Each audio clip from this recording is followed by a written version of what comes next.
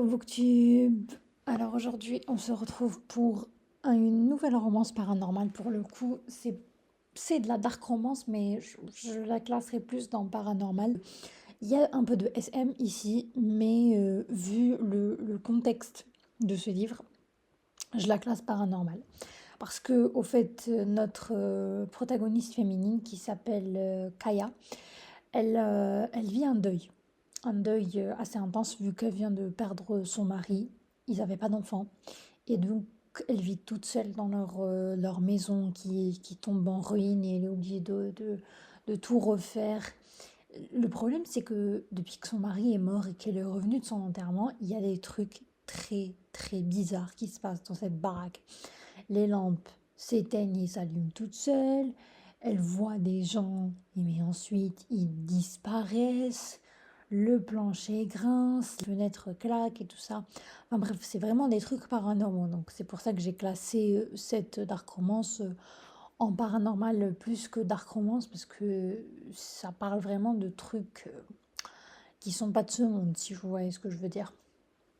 Et Kaya, vu qu'elle a une maison qui tombe en ruine, eh ben, elle fait ramener un homme qui ben, va faire réparer sa baraque, Aidan. Et entre elle et lui, c'est vraiment pas l'entente, hein. Ils se détestent, limite. Surtout la première fois, elle le trouve vraiment très, comment dire, rustre, malpoli, beaucoup trop agressif. Du coup, ben, il part et il lui fait pas les réparations si je me souviens bien. Et elle en ramène un autre. Et jusqu'au jour où ils se rencontrent dans un bar. Et elle commence à lui raconter ben, sa vie et pourquoi elle est comme ça, tellement mélancolique, tellement pas bien. Elle travaillait des casseroles, surtout qu'avec son mari, les derniers temps, c'était pas la joie. Et il va y avoir une romance entre Aidan et entre Kaya. Et on va découvrir ce qui s'est passé entre Kaya et son mari et bien sûr la relation entre Aidan et Kaya.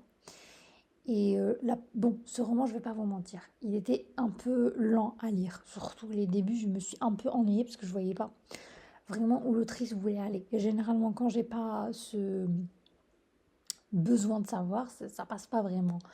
Mais quand je suis arrivée à la fin, je me suis dit, l'attente en valait le coup. Pourquoi? Parce que genre c'est un des plot twists qui m'a le plus retourné le cerveau de toute ma vie. J'ai jamais lu un truc pareil.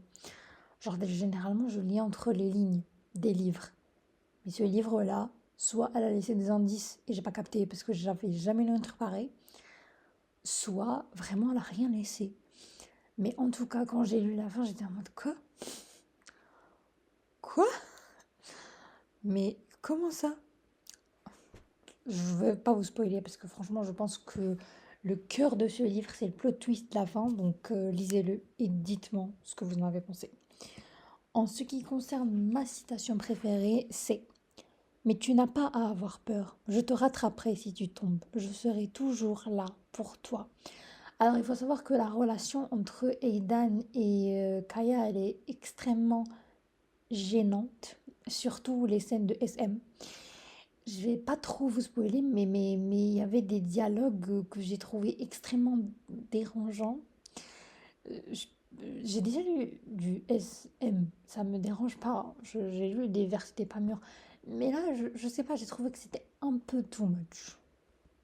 Après, je vous me dirais peut-être que l'autrice a voulu montrer des personnages un peu osés, ce qui est tout à fait ok hein, si vous avez aimé.